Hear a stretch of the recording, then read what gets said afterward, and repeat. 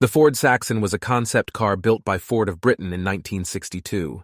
The car was built to help Ford compete in the American coupe market, but it never made it into production, the single concept being flown over to the States for evaluation. It was not well received by the Ford board and was soon dismantled, never to be seen again. The original registration number had been ERA 62. The car itself was a cut-down Mk1 Cortina. At the time in the early 60s, the Lotus Cortina was also on the radar, which may have scuppered the plans. A man from Essex, England spent some time creating a remake using a single rear-view image of the car, using a 1964 two-door Ford Cortina shell as a donor car, which was cut down by 19 inches overall. The sills were reinforced to provide strengthening as well as the addition of a heavy box section.